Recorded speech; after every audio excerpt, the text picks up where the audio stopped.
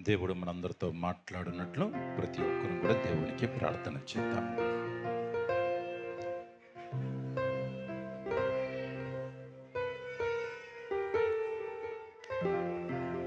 ప్రతి ఒక్కరు కూడా దేవా, నీవే మా అందరితో మాట్లాడండి, నీవే మా అందరితో మాట్లాడండి. సర్వోన్నతుడా, స్తోత్రములు తండ్రి. నీ వాక్యము ద్వారా ప్రభా ప్రతి ఒక్క బిడ్డని మీరు దర్శించమని కోరుచూ ఉన్నాను.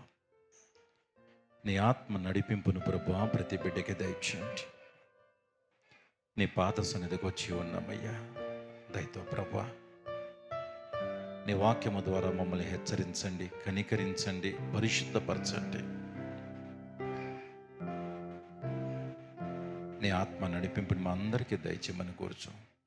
వినగల చెవులను గ్రహించే మనస్సులను దయచేయండి. ఏ బిడ్డకి నా తండ్రి ప్రభ ఏ ఆత్మీయ ఆహారము కావాలో అటు ఆత్మీయ ఆహారము చేతన దేవ ప్రతి బిడ్డని మీరు దర్శించుచున్నందుకే నీకు వందనాలు చెల్లిస్తూ యేసునామమున ఈ ప్రార్థన సమర్పిస్తున్నాం మా పరమ తండ్రి, ఆమేన్. హల్లెలూయా, హల్లెలూయా. మన మెయిన్ రిఫరెన్స్ కొరింథీయులకు రాసిన మొదటి పత్రిక 1వ అధ్యాయము 18వ వచనం. సిలువను గూర్చిన వార్త నశించుచున్న వారికి వెర్రితనము గాని రక్షింపబడుచున్న మనకి దేవుని శక్తి. అందరూ చెప్తాం మళ్ళీ ఒకసారి, అందరూ చెప్పాలి. సిలువను గూర్చిన వార్త నశించుచున్న వారికి వెర్రితనము గాని దేవుని శక్తి అయి ఉన్నది. కొన్ని వారాల నుంచి సిలువను గురించి మనం ధ్యానం చేస్తూ ఉన్నాము. సిలువని మనం మొయ్యాలని, సిలువ దేవుడు మనకు అనుగ్రహించాడని. సిలువ అంటే శ్రమ కాదు, సిలువ అంటే బాధ్యత అని. సిలువ మన సిలువని ఎత్తుకొని ఆయన సిలువ వైపు మనం చూస్తూ ఉండాలని. సిలువ యందు తప్ప మరి దేని యందును మనం ఏం చేయకూడదు, అతిశయించకూడదని. సిలువలో కార్చిన రక్తము ద్వారా మనము ఆయనతో సంధి చేయబడ్డాము అని చెప్పని అనేకమైన విషయాలు మనము తెలుసుకుంటూ ఉన్నాం. ఈ వారము ఇంకా కొన్ని విషయాలు మనము ధ్యానం చేసుకుంటకు దేవుడే మన హృదయాల్ని సిద్ధపరచును గాక. ఆమేన్, ఆమేన్. ఒక మాట చదువుకుందాము. కొరింథీయులకు రాసిన మొదటి పత్రిక 15వ అధ్యాయము 44వ వచనం చదువుదాం. ప్రకృతి సంబంధమైన శరీరముగా విత్తబడి ఆత్మ సంబంధ శరీరముగా లేపబడెను. ప్రకృతి సంబంధమైన శరీరము ఉన్నది గనుక ఆత్మ సంబంధమైన శరీరము కూడా ఉన్నది. మనం ఈ రోజున నేర్చుకోబోయే అంశం ఏంటిది అని అంటే శరీరము. చెప్పండి, అందరు చెప్పాలి. శరీరము.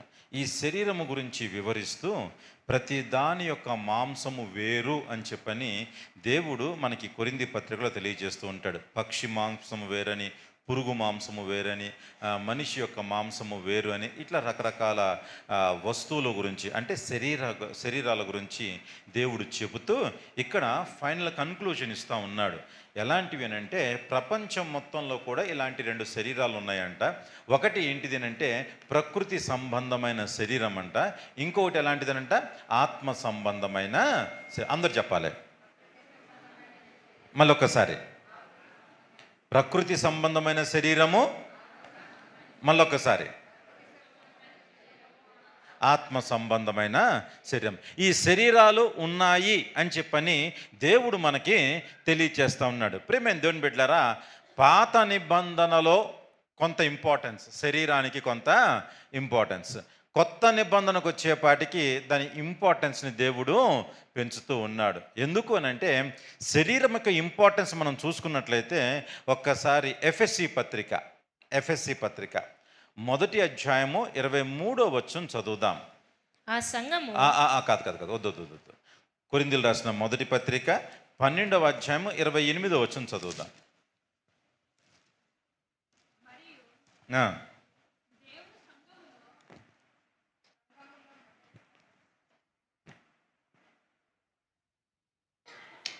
కాదు కాదు కాదు కాదు కాదు. ఒక్క నిమిషం క్షమించండి.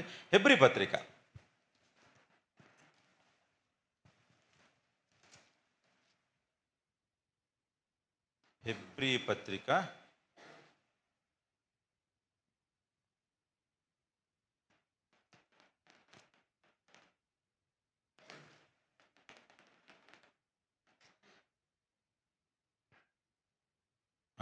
హెబ్రీ పత్రిక 10వ అధ్యాయం 5వ వచనం.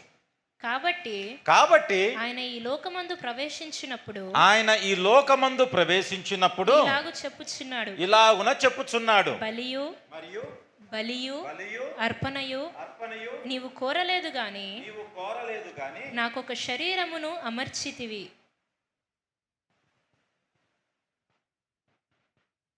దేవుడు ఏమి కోరలేదంట అండి? అందరూ చెప్పాలి.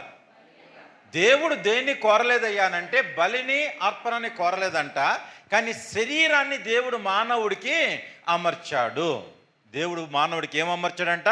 శరీరమును. అంటే బలి కంటే ఇంపార్టెంట్, అర్పణ కంటే ఇంపార్టెంట్ ఏంటిది? శరీరము.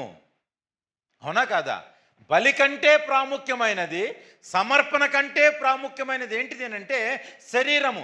శరీరానికి ఉన్న ఇంపార్టెన్స్ని ఈ రోజున చాలామంది చాలా తేలిగ్గా తీసుకుంటూ ఉంటారు. శరీరము అనగానే చాలా నిర్లక్ష్య ధోరణిని వ్యవహరిస్తూ ఉంటారు. ఇప్పుడు మేము దేవుని బిడ్డలారా, దేవుడు స్వయంగా చెప్తున్న మాట, ప్రపంచంలో అన్నిటికంటే దేవాది దేవుడు ఈ లోకానికి వచ్చినప్పుడు, లేకపోతే మానవుడిని భూలోకంలో సృష్టించుకున్నప్పుడు మానవుడి దగ్గర ఏం కోరుతున్నాడు అనంటే బలిని కోరలేదు. నువ్వేదో వచ్చి నాకు చేసేయాలి, నీ దగ్గర నా ఆస్తిపాస్తులు నాకు ఇచ్చేయాలని చెప్పలేదు దేవుడు. ఫస్ట్ దేవుడు నీకు ఇచ్చాడంట. ఏమిచ్చాడయ్యా నీకు అనంటే శరీరాన్ని ఇచ్చాడు. నీకేమిచ్చాడు ఆయన? నీ దగ్గర నుంచి ఏది కోరట్లేదు ఆయన, నీకు ఇస్తున్నాడు. ముందుగా నీకు ఇస్తున్నాడు. నీకు ఏమి ఇచ్చాడు? శరీరాన్ని ఇచ్చాడు. అందరూ చెప్పాలి, నాకు శరీరాన్ని ఇచ్చాడని చెప్పండి. మళ్ళొక్కసారి, పాతకాలంలో ఒక నానుడు ఉంటుంది, పరకాయ ప్రవేశం అని చెప్పి తెలుసా? అంటే అర్థం ఏంటిది? ఒక శరీరంలో నుండి ఇంకొక శరీరంలోనికి మార్చబడటం. అంటే పాతకాలపు సినిమాలు చూస్తూ ఉంటే డూమ్ డామ్ అనగానే ఒక శరీరం నుంచి ఇంకో శరీరంలోకి వెళ్ళిపోవటం, అట్లా ప్రవర్తించడం, ఇట్లా రకరకాలుగా ఉంటాయి. దేవుడు నీకు 2 శరీరాలను ఇవ్వలేదు, లేకపోతే దేవుడు నీ దగ్గర ఏదో కోరుకోవటానికి దేవుడు చేయలేదు. దేవుడు నీకు ఏమి ఇచ్చాడంట? శరీరాన్ని నీకు అమర్చాడు. నీకు ఒక శరీరాన్ని అమర్చిన తర్వాత నువ్వు ఏ శరీరంలో అయితే అమర్చబడ్డావో ఆ శరీరంలో నువ్వు జాగ్రత్తగా జీవించవలసిన అవసరత ఎంతైనా ఉందంటారా లేదంటారా? ఇంకొక మాట చదువుకుందాం ఒక్కసారి. ఫిలిప్పీ పత్రిక. అంటే శరీరానికి ఉన్న ఇంపార్టెన్స్ మీరు తెలుసుకోవాలని చెప్పి నీ రిఫరెన్స్ అని చదివిస్తున్నాను. ఫిలిప్పీ పత్రిక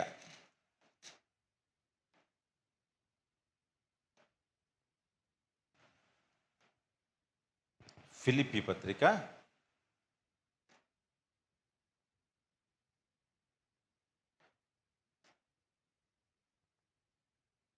1వ అధ్యాయము 24వ వచనం చదువుతాం.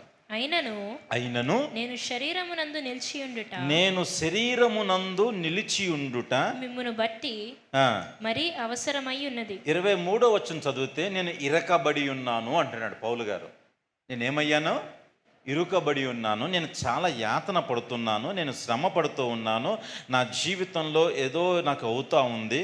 అయినను నేను శరీరముందు నిలిచి ఉండుట మిమ్మును బట్టి మరి అవసరమై ఉన్నది. ఇక్కడ ఆయన కూడా, పౌలు గారు కూడా చెప్తున్న మాట ఏంటిది అంటే, నేను శరీరం ముందు నివసించుట నాకు మిమ్మును బట్టి అంటే మీ కొరకు నేను శరీరంలో ఉండాల్సిన అవసరం నాకు ఎంతైనా ఉన్నదని చెప్పని శరీరానికి ఉన్న ఇంపార్టెన్స్ని చెప్తా ఉన్నాడు. ఇప్పుడు మేము దేవుని బిడ్డలారా, ఈ రోజున మన జీవితాలలో మనం నిర్లక్ష్యము చేసేదే ఏంటి చెప్పండి? శరీరము. అందరు చెప్పాలి. దేన్ని నిర్లక్ష్యం చేస్తున్నాం? ఏం సౌండ్ రావట్లేదేంటి? దేన్ని నిర్లక్ష్యం చేస్తున్నాము? శరీరమును నిర్లక్ష్యం చేస్తున్నాము. హెబ్రీ పత్రికలో చెప్పబడిన మాట, అర్పణ కంటే బలిలు కంటే ఇంపార్టెంట్ ఏంటిది? శరీరము. ఇక్కడ పౌలు గారు ఫిలిప్పీలో చెప్తున్న మాట ఏంటిది అని అంటే, నేను శరీరముతో నివసించుట, శరీరమందు నివసించుట చాలా అంటే చాలా ఇంపార్టెంట్. మరి మిమ్మును బట్టి అంటే నేను శరీరంలో ఉండాలేనంటే మిమ్మును బట్టి నాకు అవసరమై ఉన్నది, అట్లాగే నన్ను బట్టి మీకు అవసరమై ఉన్నది. ప్రియమైన దేవుని బిడ్డలారా, శరీరము శరీరము శరీరము శరీరము, ప్రకృతి సంబంధమైన శరీరము వేరు, ఆత్మ సంబంధమైన శరీరము వేరు. ప్రకృతి సంబంధమైన శరీరము ప్రకృతి సంబంధించిన విషయాల గురించి ఆలోచన చేస్తూ ఉంటుంది. ఆత్మ సంబంధమైన శరీరము ఆత్మ సంబంధమైన సంగతుల గురించి విచారిస్తూ ఉంటుంది. ప్రకృతి సంబంధమైన శరీరము ప్రకృతిలో జరుగుతున్న విషయాల గురించి ధ్యానం చేస్తూ ఉంటుంది. ఆత్మ సంబంధమైన శరీరము దేవుని యొక్క ఆత్మ నిమిత్తము ప్రయాసపడుతూ ఉంటుంది. ప్రకృతి సంబంధమైన శరీరము ఈ లోక భూ సంబంధమైన ఆశీర్వాదాల కొరకు తాపత్రయపడతా ఉంటుంది. కానీ ఆత్మ సంబంధమైన శరీరము పరలోక ఆశీర్వాదాల కొరకు తాపత్రయపడతా ఉంటుంది. ప్రకృతి సంబంధమైన శరీరము ఈ లోకాన్ని వైపు చూస్తూ ఉంటుంది. ఆత్మ సంబంధమైన శరీరము దేవుని వైపు చూస్తూ ఉంటుంది. రెండు రకాల శరీరాలు. చెప్పండి, ఎన్ని రకాల శరీరాలు? అసలు శరీరము అంటే అర్థం ఏంటిది? బైబిల్లో 3 డెఫినేషన్లు ఉన్నాయి శరీరానికి. ఒక డెఫినేషన్ మీ ముందు పెడతాను, ఒక డెఫినేషన్. ఇప్పుడు ఒక్కసారి మనము కొలస్సీ పత్రిక చదువుదాము. కొలస్సీ 1వ అధ్యాయము 18వ వచనం చదువుదాం.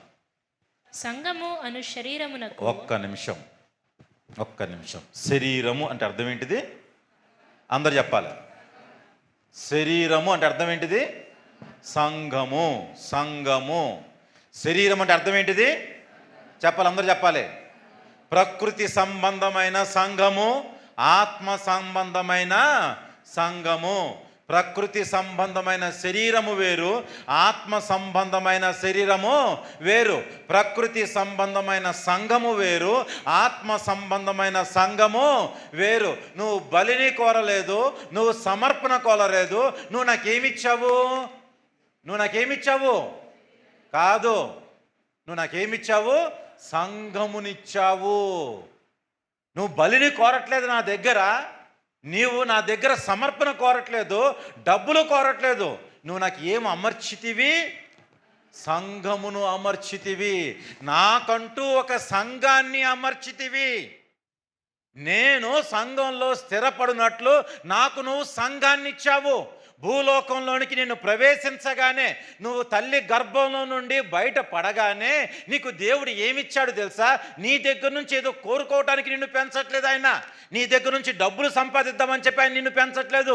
ఆయన నీకు ఏమిచ్చాడయ్యానంటే నీకొక సంఘాన్ని ఇచ్చాడు, నీకొక శరీరాన్ని ఇచ్చాడు. ఆయన అమర్చాడంట నీకోసం. ఆయన అమర్చాడంట. సంఘమును దేవుడు నీకోసము అమరిస్తే, దేవుడు అమర్చిన దానిని నీ కోసం దేనినైతే అమర్చాడో నువ్వు దానిని నిర్లక్ష్యం చేస్తూ పరకాయ ప్రవేశాలు చేస్తూ ఉంటే దేవుడు నీకు ఇచ్చిన దానికి విలువే ఉంటుంది. దేవుడు నీకు ఇచ్చిన దానికి విలువే ఉంటుంది. నీకు దేవుడు ఏమిచ్చాడు? దేవుడు నీకు ఏం అమర్చాడు? గట్టి చెప్పాలి. ఇక్కడ పౌలు గారు చెప్తున్నామంటే, ఇప్పుడు మళ్ళీ ఒకసారి పౌలు గారు చదివి మళ్ళీ చదువుదాం. ఫిలిప్పీ పత్రిక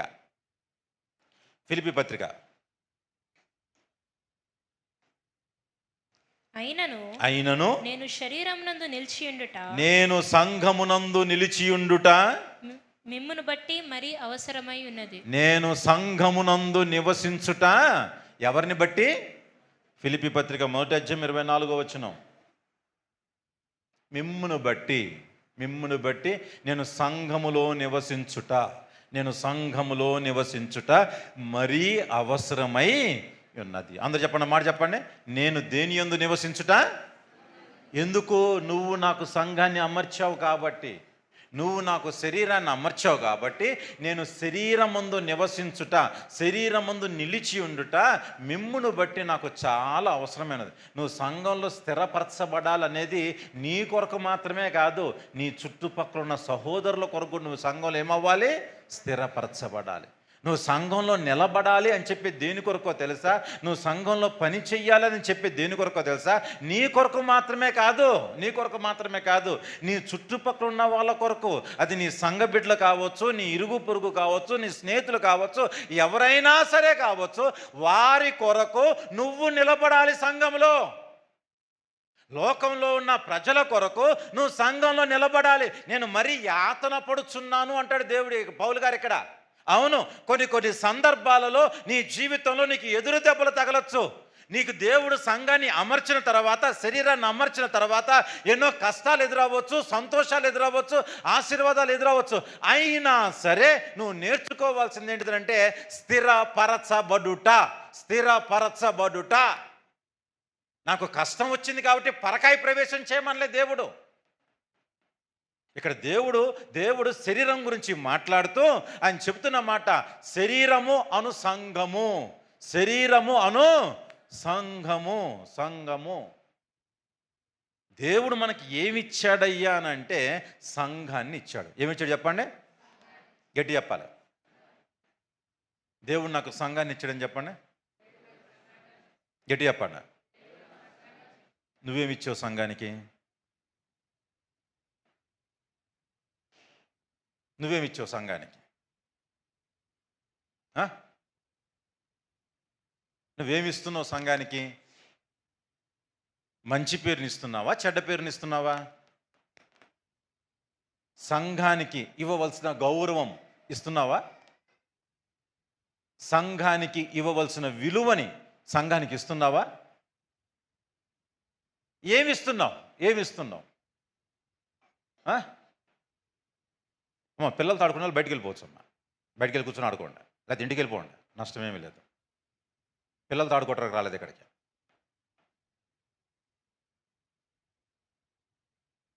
సంఘానికి వచ్చేది దీని కొరకు వస్తూ ఉంటాం.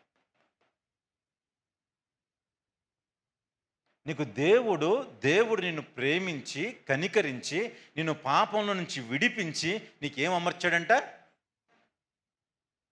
దేవుడు నీకు అమర్చిన సంఘంలో నువ్వు ఎంత నిర్లక్ష్యంగా ఉంటున్నావు? ఇదేనా నువ్వు ఇచ్చే విలువ? దేవుడు నీకు అమర్చిన దానికి నువ్వు ఇచ్చే విలువ ఇంతేనా? దేవుడేమో నీకు ఇక్కడ పౌలు గారు మరీ అవసరమైనది, ఖచ్చితంగా ఉండాల్సిందే. ఎందుకు ఉండాలయ్యా? పలానా ఫ్యామిలీ కోసం ఉండాలండి, నేను పలానా ఫ్యామిలీని నడిపించడం కోసం నేను సంఘంలో స్థిరపరచబడాలండి, నేను పలానా ఫ్యామిలీని దేవుడి యొద్దకు నడిపించడం కోసం అని చెప్పని నేను సంఘంలో స్థాపించబడాలండి, నేను సంఘంలో నాటబడాలండి, నేను సంఘంలో నాటబడాలి. అరే ఎందుకంత ఆశపడుతున్నావు సంఘంలో నాటపడటం కోసము? దేవుడు నాకు చాలామంది బాధ్యతను పెట్టాడండి. ప్రతిష్ఠితమైన వస్తువులు చాలా ఉన్నాయి భూప్రపంచంలో. వాటన్నిటినీ కూడా దేవుడి యొక్క సన్నిధికి నడిపించాలి అని అంటే నేను నాటబడకుండా, నేను స్థిరపరచబడకుండా ఏ విధంగా నేను నడిపించగలను? దేవుడు నాకు అమర్చిన దాన్ని నేను నిర్లక్ష్యం చేస్తూ ఉంటే, దేవుడు నాకు ఇచ్చిన దాన్ని నేను నిర్లక్ష్యం చేస్తూ ఏదో అలవాటుగా ఉంటుంటే దేవాది దేవుడు నన్ను ఏ విధంగా దీవిస్తాడు? నీకు దేవుడు శరీరాన్ని ఇచ్చాడు. మీకు అర్థం అవటం కోసం చెప్తున్నాను. ఈ శరీరానికి టైం టు టైం ఏం చేయాలి చెప్పండి? అన్నం పెట్టాలా వద్దా? పెట్టాలా? అడ్డమైన చెత్త అంతా వేస్తూ ఉన్నారు. శరీరం ఏమైపోతూ ఉంటుంది? ఒక బాధాకరమైన మాట ఏంటి తెలుసు? ఈ మాట కోసం నేను ఎంత ధ్యానం చేశానంటే, ఎవడైనాను శరీరమును పాడు చేస్తే నేను వాడిని ఏం చేస్తాను? మీ శరీరం గురించి మాట్లాడలేదు దేవుడు. మీరు 6 ప్యాక్లా ఫ్యామిలీ ప్యాక్లా ఈ సంబంధం లేదు దేవుడికి. శరీరము అంటే ఏంటిది? గట్టి చెప్పండి. దేవుడు సహించని పని అది. సంఘము విషయంలో నువ్వు ఇష్టానుసారమైన ధోరణిని వ్యవహరిస్తే దేవుడికి నచ్చదది. సంఘము, నీ దృష్టిలో సంఘము అనేది ఎట్లా ఉంది? సంఘం అంటే 4 గోడలు కాదండి. కూర్చున్న మనందరము సంఘము అనండి. 4 గోడలు కాదు, తెలిసిందా? వాటికి వేసిన రంగులు కాదు. సంఘము అనంటే నువ్వు నేను సంఘం అంటే. ఎవడైనను శరీరమును పాడు చేస్తే అంటే శరీరము విషయంలో నిర్లక్ష్యం వహించిన, శరీరము విషయంలో అజాగ్రత్తగా ఉన్నా, శరీరాన్ని పట్టించుకోకపోయినా నేనేం చేస్తాను? ఆ వ్యక్తిని నేనేం చేస్తాను? పాడు చేస్తాను. అంటే సంఘము విషయంలో నువ్వు ఎంత జాగ్రత్తగా ఉండాలో దేవుడు తెలియచేస్తా ఉన్నాడు. సంఘం మీద బురద జల్లుతూ ఉంటాము, లేకపోతే సంఘాన్ని మనము సరైన రీతిలో ప్రేమించలేము. అసలు మొదటిగా మనం ఫెయిల్ అయిపోయేది ఎక్కడ తెలుసా? సంఘాన్ని ప్రేమించాల్సినంత ప్రేమించం. తల మొదలుకొని అరికాల వరకు అన్ని అవయవాలనే ఉన్నాయండి. చెప్పాలి. ఏ అవయవం అంటే మీకు ఇష్టము చెప్పండి. ఏ అవయవం అంటే మీకు ఇష్టము? ఒక్కొక్కరికి ఒక్కొక్క అవయవం ఉంటుంది కదా. నాకు చేతులు అంటే బాగా ఇష్టం అండి, నాకు ముక్కు అంటే ఇష్టం అండి, నాకు మూతి అంటే ఇష్టం అండి, నాకు కళ్ళు అంటే ఇష్టం అండి. ఇప్పుడు సపోజ్ నా అద్దంలో చూసుకొని కళ్ళు చాలా బాగున్నాయి, నా కళ్ళు అంటే నాకు చాలా ఇష్టం అంటే చెప్తా ఉన్నాం అనుకో, చేతులకి కోపం వచ్చింది అనుకుందాం. కొద్దిసేపు చేతులు కోపం వచ్చి కంట్లో ఏదైనా నలకపడింది. నలకపడగానే నువ్వు చెప్తున్నావు కళ్ళు తుడువు చేతులు చెప్తా ఉన్నావు. చెయ్యి ఇప్పుడు నీ మాట అనట్లే. నీకు అదే ఇష్టం కదా, పో దాంతో తుడిపించుకో. నీకు కళ్ళు అంటేనే ఇష్టం కదా, ఈ కన్ను వచ్చి ఈ కన్ను తుడవమని చెప్పు, తుడిసిద్దా?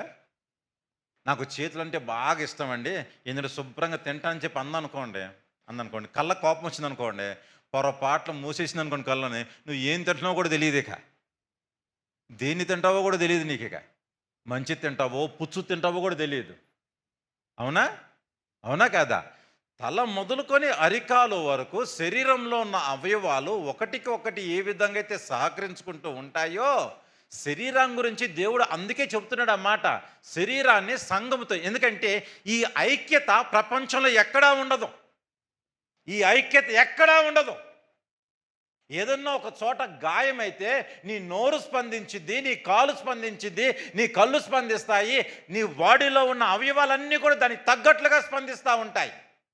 ఈ ఐక్యత ప్రపంచంలో ఏ కుటుంబం అన్నా చూసుకో, ఏ భార్య భర్తలను చూసుకో, ఎంత డబ్బునన్నా చూసుకో, ఎక్కడైనా చూసుకో, ఇలాంటి ఐక్యత ఎక్కడా కూడా ఉండదు. దేవుడు శరీరాన్ని అందుకే సంఘముతో పోల్చి శరీరంలో ఎలాంటి ఐక్యత అయితే ఉంటుందో అలాంటి ఐక్యత ఎక్కడ కూడా ఉండాలని చెప్పి కోరుకున్నాడు దేవుడు. సంఘములో కూడా ఉండాలంటున్నాడు. సంఘానికి ఉన్న ఇంపార్టెన్స్ అది. నీకు దేవుడు సంఘాన్ని అమర్చాడు అని అంటే ఇండైరెక్ట్గా దేవుడు నీకు ఏమిచ్చాడంటే ఐక్యతనిచ్చాడు. ఐక్యత కలిగి ఉండు, సంఘముతో ఏకీభవిస్తూ జీవించు. కొన్నిసార్లు నడుచుకుంటూ వెళ్తా ఉంటుంటే కాళ్ళకి ఎదురు దెబ్బలు తగులుతాయి.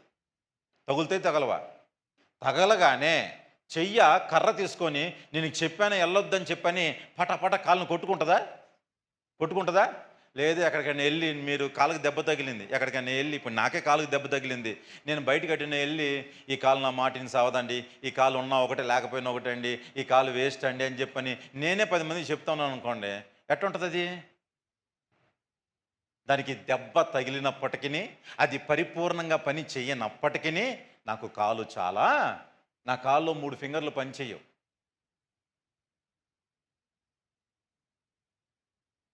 ఫింగర్స్ ఫస్ట్ ఫింగర్ ఇటు ఉంటుందో నాకే తెలియదు, దాని ఇష్టం అది, తెలిసిందా? ఈ మిగతా 2 ఫింగర్స్ మధ్యలో ఫింగర్స్కి బోన్ ఉండదు, మెల్ట్ అయిపోయింది బోన్. దాన్ని ఇట్లా కిందకి అంటాను, కిందకు అవుతాయి, ఇక పైకి రావు. సగమే అంటాయి మాట. సంఘంలో కూడా ఒక్కోసారి మనం ఎట్లా ఉంటాం? పూర్తిగా వింటామా, సగమే వింటామా? సగమే వింటాం మాట, పూర్తిగా నేను కిందకి అన్నప్పుడు కిందకి వెళ్తాయి, కానీ పైకి రావాలని మళ్ళీ నేను ఏం చేయాలి? ఒక డాక్టర్ దగ్గరికి వెళ్తే సన్షైన్ హాస్పిటల్ ఉంది కదా, ఆయన గురవారెడ్డి, ఆయన దగ్గరికి వెళ్తే అన్నీ ఉన్నాయంటే ఇవి మాట వినాలి అని అంటే, ఈ 2 ఫింగర్స్ మాట వినాలంటే లోపల రాడ్ వేసి కడితే తప్ప, అంటే మాట వినాలంటే ఏమేసి కట్టాలి చెప్పండి అమ్మా. వేద్దామా రాడ్డు? వేద్దామా? రాడ్డు దించుదామా? కొన్ని మాట వినవు, అయినా సరే ఇప్పుడు 2 ఫింగర్స్ పని చేయట్లేదు, తీసి బయటికి పడేయాలా? ఈ కాలు లెఫ్ట్ లెగ్ ఉన్న బలము రైట్ లెగ్ ఉండదు నాకు, అయినా సరే పడేయాలా? నాకు కావాలి, అవసరం అంతే, అవసరం అంతే, ఉండాల్సిందే. అప్పుడే అది పరిపూర్ణమైన శరీరము. అంతే తప్ప దెబ్బ తగిలింది కాబట్టి, లేకపోతే అందవికారంగా ఉంది కాబట్టి అది నా శరీరంలో భాగము కాదు అనుకోవటానికి వీలు లేదు. ఇప్పుడు ఈ దెబ్బ తగిలిన కాలుని కళ్ళో లేకపోతే చేతిలో చూసి అసహించుకోవటం కుదిరిద్దా? కుదిరిద్దా? ఏం చేస్తూ ఉంటాయి? ఏం చేస్తూ ఉంటాయి? జాగ్రత్తలు చెప్తూ ఉంటాయి కాలికి. జాగ్రత్తగా ఉండు, కింద చెప్పులు వేసుకో, లేకపోతే చెప్పులు కొనుక్కో, లేకపోతే మంచిగా స్ట్రాంగ్గా ఉండాలి. అది ఎన్నో జాగ్రత్తలు చెప్తూ ఉంటాయి. చెప్పవా? చెప్పాలి, అందరూ చెప్పాలి. చెప్తూ ఉంటాయి కదా. తిడతాయా? తిట్టావు కదా. జాగ్రత్తలు చెప్తూ ఉంటాయి. జాగ్రత్తలు చెప్పేటప్పుడు ఇది ఎడమొహం పెడమొహం ఉన్నా సరే ఈ కాలు ఈ చెప్పడం మానేస్తాయా? కుదరదు కదా. ఎందుకనంటే నేను బయలుదేరి వెళ్ళేటప్పుడు ఈ కాలు పని చేయట్లేదు కదా, ఈ ఏళ్ళు పని చేయట్లేదు అని చెప్పి ఇంటి దగ్గర పెట్టుకొని వస్తానా? కుదిరితే అట్లా ఇంటి దగ్గర పెట్టేసుకొని మళ్ళీ బయటికి వెళ్ళి వచ్చి పని చేసుకొని మళ్ళీ తగిలించుకోవటం కుదిరిద్ది అట్లాగా? కుదరదు కదా, కుదరదు కదా. అవి బలహీనంగా ఉన్నప్పటికీ నాతో పాటు కలిసి అవి ఏం చేస్తూ ఉండాలి చెప్పండి? కొన్నిసార్లు కొంతమంది బలహీనంగా ఉన్నప్పటికీ విశ్వాసంలో నాతో పాటు కలిసి ఏం చేయాలి? ప్రయాణం చేస్తూనే ఉండాలి. అందరూ బలంగా ఉంటారా? అందరూ బలంగా ఉంటారా? సంఘంలో అందరి విశ్వాసం ఒకటేలాగా ఉంటుందా? లేదే, లేదే. కొంతమంది విశ్వాసంలో బలంగా ఉంటారు, కొంతమంది విశ్వాసంలో బలహీనులుగా ఉంటారు. కొంతమంది పాటల్లో బలంగా ఉంటారు, కొంతమంది పాటలు పాడే విషయంలో వీక్గా ఉంటారు. కొంతమంది వేరే విషయాల్లో మంచిగా ఉంటారు, కొంతమంది మంచిగా ఉండకపోవచ్చు. మంచిగా ఉన్నవారు కావచ్చు, మంచిగా ఉన్నవారు కాకపోవచ్చు. ఏదైనా సరే అందరము కలిసి ఏం చేస్తూ వెళ్ళాలి? అడుగులు ముందుకు వేస్తూ ఉండాలి. అవునా కాదా? దేవుడు నీకు అలాంటి ఐక్యతనిచ్చినప్పుడు నువ్వు అలాంటి ఐక్యతతో కొనసాగకుండా నీ జీవితంలో ఎడముఖం పెడముఖంగా ఉంటే దేవుడు నీకు ఇచ్చిన దానిని నువ్వు నెరవేరుస్తున్నట్లా, దేవుడు నీకు ఇస్తున్న దాన్ని ధిక్కరిస్తున్నట్లా? దేవుడు నీకు ఇచ్చాడు, ఇచ్చిన దాన్ని నువ్వేం చేయాలి? ప్రేమతో స్వీకరించాలి. నువ్వేం చేయాలి? జాగ్రత్త పడతా ఉండాలి. అందుకని దేవుడు అంటూ ఉంటాడు, ఎవరైతే తమ శరీరమును ప్రేమించినట్లు అంటాడు. నిన్ను వలె అంటే నీ శరీరాన్ని నువ్వు ఏ విధంగా అయితే ప్రేమిస్తున్నావో, నీ శరీరానికి ఏ విధంగా అయితే కావాల్సిన వాటిని సమకూరుస్తూ ఉన్నావో, ఇది ఎందుకు చెబుతున్నాడయ్యానంటే దేవాది దేవుడు నీ శరీరాన్ని నువ్వు ఎంతగా ప్రేమిస్తావో నీ సంఘాన్ని కూడా నువ్వేం చేయాలంట? అట్లాగా ప్రేమించాలి. హాయ్ బాయ్ చెప్పేసేది కాదండి, హాయ్ బాయ్ చెప్పేసేది కాదు. ప్రేమైన దేవుని బిడ్డలారా, మన జీవితంలో దేవుడు మనకు ఒక సంఘాన్ని ఇచ్చాడు. చెప్పండి, దేవుడు మనకేమిచ్చాడు? ఆశీర్వాదాలు పక్కన పెట్టండి కొద్దిసేపు. దేవుడు మనకేమిచ్చాడు? అందరూ చెప్పాలి, గట్టి చెప్పాలి. సంఘాన్ని ఇచ్చాడు. సంఘాన్ని ఇచ్చినప్పుడు సంఘంలో మనము ఐక్యత కలిగి జీవించవలసిన అవసరత మనకి ఎంతైనా ఉన్నది. ఆ సంఘము విషయంలో మనము చాలా అంటే చాలా జాగ్రత్తగా ముందుకు వెళ్తూ ఉంటే దేవుడు వ్యక్తిగత జీవితాన్ని చేర్చుకోడేమో కానీ సంఘముగా మనం రెడీ అయి వెళ్తూ ఉన్నాం అనుకోండి, దేవుడు ఖచ్చితంగా ఏం చేస్తాడు? మనందరినీ కూడా చేర్చుకుంటూ ఉంటాడు. అలాంటి విలువైన సంఘం పట్ల నీ నిర్లక్ష్య ధోరణి వహిస్తూ ఉంటే, ఇప్పుడు ఫస్ట్ సపోజ్ ఎవరైనా మనిషి నాకు ఇది ఇచ్చాడు అనుకుందాం, లేకపోతే ఇది మా నాన్న కోసం నేను కొన్న వాచ్, లేకపోతే మా నాన్న నాకు ఇచ్చాడు అనుకుందాం. మా నాన్న నాకు ఇచ్చిన దాన్ని నేను పక్కన పడేసా, నేను దీన్ని పట్టించుకోవట్లేదు, దీంట్లో బ్యాటరీ అయిపోయినా పట్టించుకోవట్లేదు, దీన్ని ఏం పట్టించుకోవట్లేదు. నెక్స్ట్ టైము మా డాడీ నాకు ఏమైనా కొనిస్తాడా? ఎందుకు? ఇచ్చిన దాన్ని నువ్వేం చేయలేకపోతున్నావు? సరిగ్గా చూసుకోలేకపోతున్నావు. ఇచ్చిన దాన్ని నువ్వేం చేయలేకపోతున్నావు? చెప్పాలి, అందరూ చెప్పాలి. ఇచ్చిన దాన్ని సరిగ్గా చూసుకోకపోతే ఇంకొకటి మనకి ఏమవ్వదంట? రాదు. ఇచ్చిన సంఘము పట్ల నువ్వు నిర్లక్ష్య ధోరణి ఉంటే ఆశీర్వాదాలు ఎట్లా వస్తాయి నీకు? ఇచ్చిన సంఘం పట్ల నీ నిర్లక్ష్య వైఖరిని దేవుడు చూడట్లేదు అనుకుంటున్నావా? మనందరం కూడా ప్రయాసపడాల్సింది దేని కొరకునంటే సంఘము క్షేమాభివృద్ధి చెందటానికి. నీ ద్వారా సంఘము ఏమవుతూ ఉండాలి? క్షేమము కలిగి ఉండాలి. నీ ద్వారా సంఘం ఏమవుతూ ఉండాలి? అభివృద్ధి చెందుతూ ఉండాలి. చెప్పండి అన్నమాట, చెప్పండి. నా ద్వారా సంఘము క్షేమంగా ఉండాలి, అభివృద్ధి కూడా చెందాలి. ఈ 2 పనులు ఏ ఒక్క పనైనా జరుగుతుందా? ఈ 2 పనులు ఒక్క పనైనా జరుగుతుందా? నీ ద్వారా సంఘము క్షేమంగా ఉంటుందా? నీ ద్వారా సంఘానికి అభివృద్ధి జరుగుతుందా? సంఘము అభివృద్ధి చెందుతుందా? సంఘము అభివృద్ధి చెందే విషయంలోనూ, సంఘము క్షేమంగా ఉండే విషయంలోనూ అసలు ప్రయాస పడట్లేదు, ముందుకు రావట్లేదు, నీ జీవితంలో నువ్వు వెనకాలకి వెళ్ళిపోతూ ఉంటున్నావు. దేవుడు నిన్ను ఇప్పుడు ఏమనాలి? ఏమనాలి దేవుడు నిన్ను? సంఘము క్షేమంగా ఉండటానికి నేను ఈ పని చేశానండి, సంఘము అభివృద్ధి చెందటానికి నేను ఈ పని చేశానండి, సంఘము విస్తరించటానికి నేను ఈ పని చేశానండి, సంఘము బలంగా తయారవటానికి నేను ఫలానా విషయంలో నేను ముందున్నానండి. దేవుని బిడ్డలారా, సంఘము నీ ద్వారా అభివృద్ధి చెందాలి, సంఘము నీ ద్వారా క్షేమంగా ఉండాలి, నీ ద్వారా విస్తరించాలి. అందుకే దేవుడు మనకి ఏం అమర్చాడంట? సంఘమును అమర్చాడు. మనం ఆ విషయాన్ని పట్టించుకోకుండా మనం జీవితంలో మనము ఎటెటో ఏదేదో చేసుకుంటే దయచేసి ప్రియమైన దేవుని బిడ్డరా, అది మనకి క్షేమము కానే కాదు. కాబట్టి ప్రతి ఒక్కరూ కూడా సంఘము విషయంలో చాలా జాగ్రత్తగా ఉండాలి అని మీ అందరికీ మనవి చేస్తూ ఉన్నాను. ఈ రోజున కొన్ని ప్రశ్నలు అంటే సంఘములో నీ బాధ్యత కావచ్చు, లేకపోతే ఏదైనా సరే కొన్ని ప్రశ్నలు నేను మిమ్మల్ని అడుగుతూ ఉంటాను. దయచేసి ఆ ప్రశ్నలకు నాకు జవాబు చెప్పక్కర్లేదు, మీకు మీరు జవాబుని తెలుసుకోవాలి అని చెప్పని, మీకు మీరు ఆన్సర్ చేసుకోవాలని చెప్పని మనవి చేస్తున్నాను. ఎందుకనంటే ఇక్కడ సంఘము, ఒక్కసారి ఫిలిప్పీలు రాసిన పత్రిక 1వ అధ్యాయము 22వ వచనం చదువుదామా? ఫిలిప్పీ పత్రిక. అయినను శరీరముతో నేను జీవించుటయే నాకున్న పనికి, శరీరముతో నేను జీవించుటయే నాకున్న పనికి ఫల సాధనమైన ఎడల నేను ఏమి కోరుకుందును నాకు తోచలేదు. నాకు ఏమీ తోచలేదు. ఇదే ఫిలిప్పీ పత్రిక 3వ అధ్యాయం 21వ వచనం చదువుదాం. సమస్తమును మనం ఎవరు అంటే దీన శరీరమును తన మహిమ గల శరీరమును మార్చును. దీన శరీరము ఎట్లా మార్చబడాలంట? చెప్పాలి, అందరూ చెప్పాలి. మహిమ గల శరీరముగా మార్చబడాలి. ఎందుకు దేవుడు నిన్ను అట్లా చేకూర్చాడు?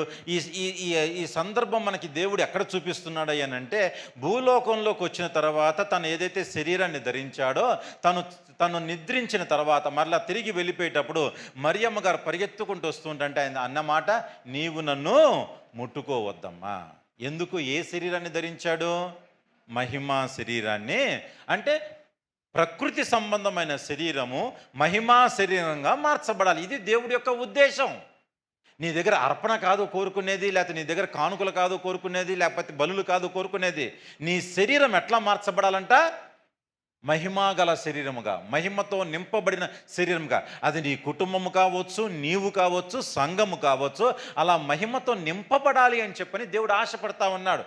మహిమతో నింపబడేవాని యొక్క అలవాట్లు నీకున్నాయా? మహిమతో నింపబడే స్టేటస్ మనకుందా? మహిమతో నింపబడేటట్లు ఆ అర్హతని మనం సంపాదించుకుంటున్నామా? నేను మహిమతో నింపబడాలి అని అంటే నా జీవితాన్ని నేను ఫలానా చూసుకోవాలి అన్న స్టేటస్ కావచ్చు, అన్న ధోరణి కావచ్చు, ఈరోజు మనకుంటుందా? దీన శరీరమును ఎట్లా మారుస్తున్నాడంటే ఆయన మహిమా శరీరముగా మారుస్తున్నాడు. ఈరోజు మనం దీనత్వంలో ఉన్న వారమే, మనం ఏమీ లేని వారము కావచ్చు, మన జీవితాల్లో ఏమీ ఉండి ఉండకపోవచ్చు. అయినా ప్రియ సహోదరి సహోదరుడా, నా జీవితంలో ఏమీ లేదని చెప్పి నువ్వు బాధపడద్దు, నిరాశ చెందమాక. దేవుడు నిన్ను మహిమా శరీరంగా మార్చడానికి ఇష్టపడతా ఉన్నాడు. దేవుడు నిన్ను నీ దీనత్వం నుంచి మహిమలోనికి నడిపించడానికి దేవుడు ఇష్టపడతా ఉన్నాడు. ఈరోజు నువ్వు బాధలో ఉండొచ్చేమో, కానీ మహిమలోనికి నడిపించబడటానికి దేవుడు మార్గాన్ని సరళం చేస్తా ఉన్నాడు. నువ్వు మహిమలోనికి మార్చబడాలి, మహిమలోనికి నడిపింపబడాలి అని అంటే ఈ దీన శరీరంలో ఉన్న నీవు చాలా జాగ్రత్తగా నిన్ను నువ్వేం చేసుకుంటూ ఉండాలి? మార్చుకుంటూ ఉండాలి నిన్ను నువ్వు. అందుకే అంటున్నాడు, సంఘమును పాడు చేయొద్దు, శరీరమును ఏం చేయొద్దు? పాడు చేయకూడదు. శరీరం విషయంలో ఎంత జాగ్రత్తగా ఉంటావో అంతగా దేవుడు నీ జీవితంలో మహిమా శరీరంగా దేవుడు ఏం చేస్తూ ఉంటాడంట, మారుస్తూ ఉంటాడు. ఈరోజు నా ఆలోచన చెప్పి మేము దేవుని బిడ్డారా, ఒక్కసారి నీ జీవితంలో ఒక మాట చదువుకుందాం. ఒక మాట, కొరింథీయులకు రాసిన మొదటి పత్రిక.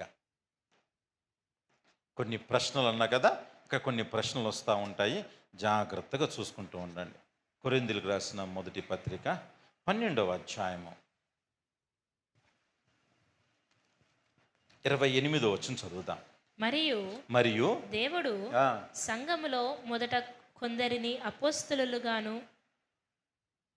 అందరిని చదవండి మాట, అందరు చదవాలి, తనతో పాటు అందరూ చదువుదాం.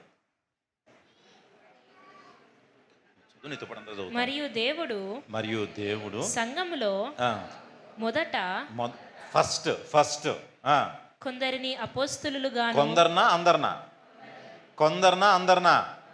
కొందరిని ఏం చేస్తున్నాడంట, అపోస్తులుగాను, పిమ్మట కొందరిని ప్రవక్తలుగాను, తర్వాత ప్రవక్తలుగాను, పిమ్మట కొందరిని బోధకులుగాను, తర్వాత బోధకులుగాను, అటు పిమ్మట కొందరిని అద్భుతములు చేయవారిని గాను. అద్భుతాలు చేయవారు ఎన్నో స్టేజ్లో ఉన్నారు? అద్భుతాలు చేసేవారు ఏ స్టేజ్లో ఉన్నారు? 4వ స్టేజ్. తర్వాత కొందరిని ఫస్ట్ మొదట అని చెప్పి నలుగురిని చెప్పాడు. మొదట అని చెప్పి ఎంతమంది చెప్పాడు? ఎవరెవరు చెప్పండి? అపోస్తులుగాను, మళ్ళొక్కసారి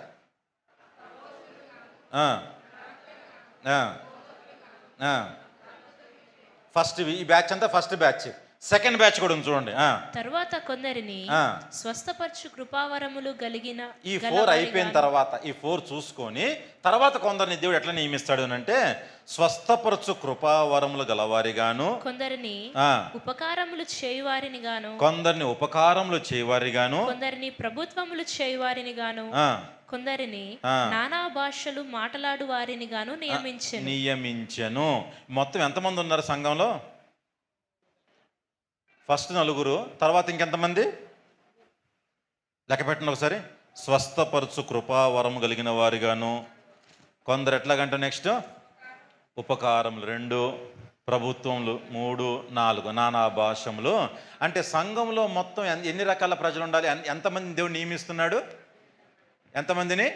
8 మంది నియమించాడు. 8 రకాలుగా నియమించాడు. ఫస్ట్ ఎవరిని?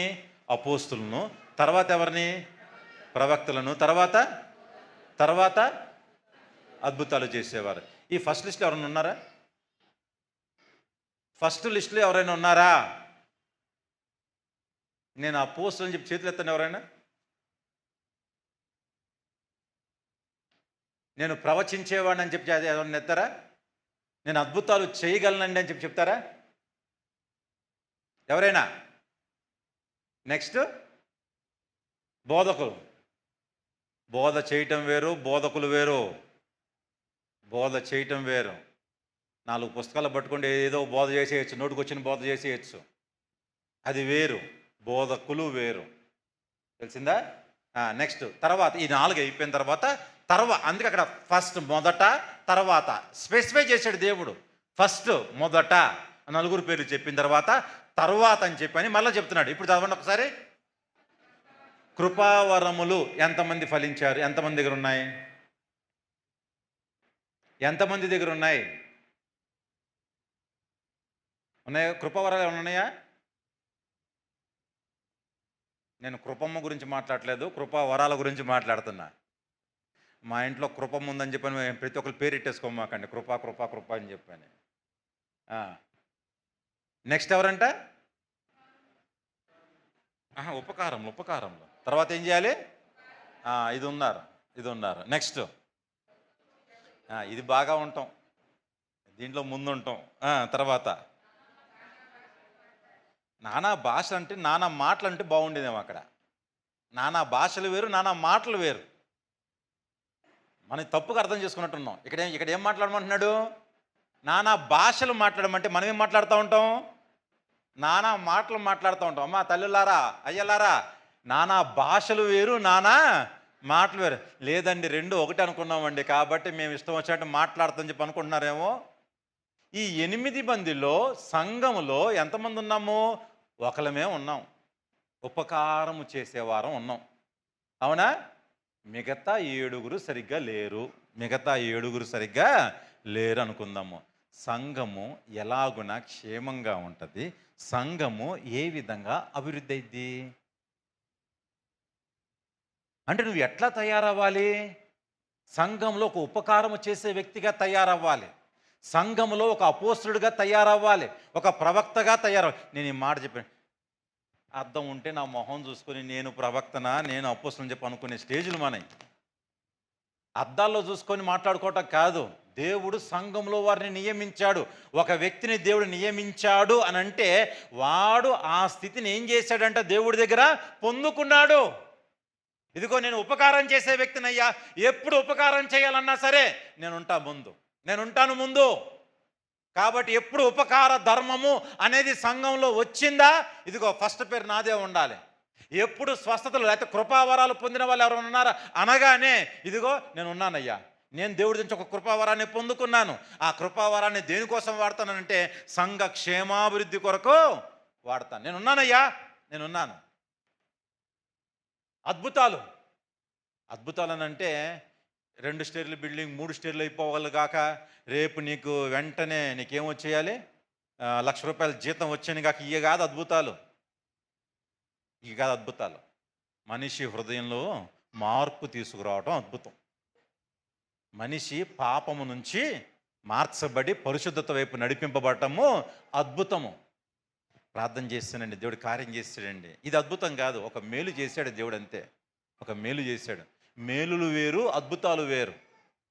ఇక అందుకని మీరు ఆ అపోస్తుల యొక్క బోధ మీరు వింటూ ఉంటే వాళ్ళు చేసిన పరిచర్యలలో మీరు అనేక సందర్భాల్లో మనం వినే మాట ఏంటిది అని అంటే, అనేకులు తమ వారిని విడిచి యేసు వైపు తిరిగిరి. అనేకులు తమ సిద్ధాంతాన్ని విడిచి యేసు వైపు తిరిగిరి. అద్భుతాలు జరిగాయి. దేవుడు తన జీవితంలో మన జీవితాల్లో దేవుడు చేసే మొదటి అద్భుతం అదే, నిన్ను ఆయన వైపు ఆకర్షించుకోవటం. నువ్వు ఎంతమందిని ఆకర్షిస్తున్నావు? అప్పుడు నువ్వు ఎవరైనా ఆకర్షించావు అనుకో దేవుని యొద్దకి, నీ వైపు కాదన్నావు. నువ్వు పౌడర్ కొట్టుకొని నువ్వు సెంటు కొట్టుకొని నీ వైపు ఆకర్షించుకోమని కాదు. నువ్వు దేవుడి వైపు ఎవరినైనా ఆకర్షించావు అనుకో అప్పుడు నువ్వేం చేసినట్టు? సంఘంలో అద్భుతం చేసావా? సంఘము క్షేమంగా ఉండాలి. సంఘము అభివృద్ధి చెందాలి. సంఘంలో నియమింపబడాలి. అది జరగాలి అని అంటే నేను ఒక వ్యక్తిగా నియమింపబడాలి. ఈ 8 మందిలో ఒక వ్యక్తిగా నేను నియమింపబడితే అప్పుడు సంఘానికి ఏమొస్తూ ఉంటుందంట? క్షేమము కలుగుతూ ఉంటుంది, అభివృద్ధి కలుగుతూ ఉంటుంది. ఎందుకు? దేవునికి ఇచ్చిందే సంఘాన్ని ఇచ్చాడు. ఇలాంటి సంఘంలో నువ్వు ఇలాగున నియమింపబడవలసిన నీవు ఏదో వచ్చానులే అండి, ఆదివారం వచ్చేసాము, ఆదివారం 3 గంటలు నుంచోవటానికి 3 గంటలు కూర్చోవాలనంటే ఎంత ఇబ్బంది అవుతూ ఉంటుందో. కొంతమంది సంఘానికి వస్తూ ఉంటాము, సంఘానికి వచ్చి పాప ఇంటి దగ్గర మనసం ఉండదు అనుకుంటా, ఇక్కడికి వచ్చి కునికిపాట్లు పడతాం. ఒక్కోసారి అనుకుంటూ ఉంటాను, నేను చేసే ప్రసంగం అంత జోలపాట్లాగా ఉందేమో చెప్పి అనిపిస్తూ ఉంటుంది నాకు. ఇంకా కొంతమంది ఉంటారు, వీళ్ళు పాటలు పాడుతూ ఉంటారు. ఇక్కడ పాటలు పాడుతూ ఉంటారా?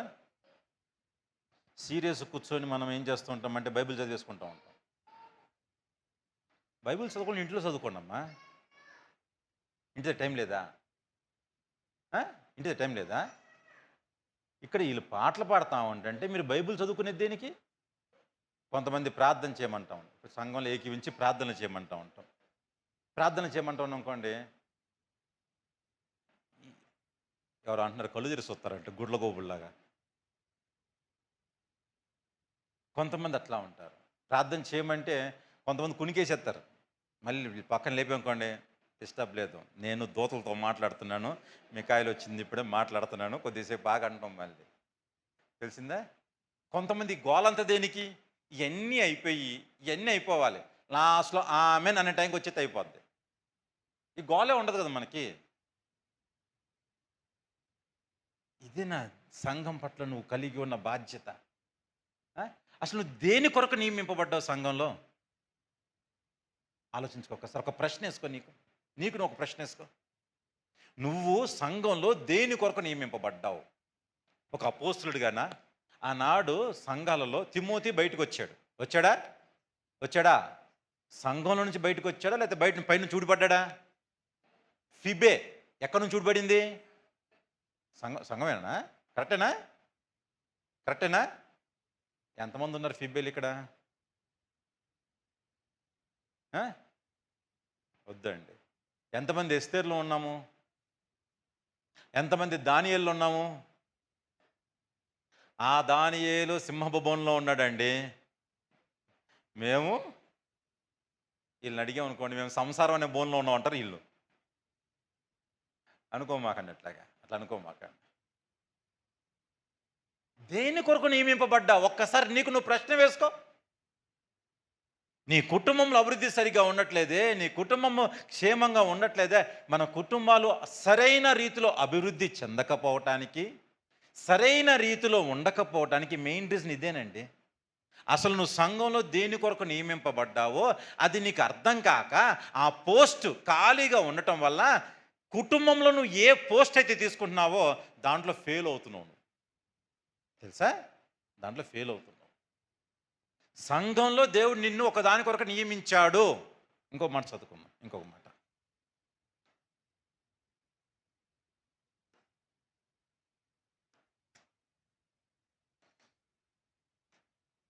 ఇదే కొరింథీ పత్రిక 14వ అధ్యాయం.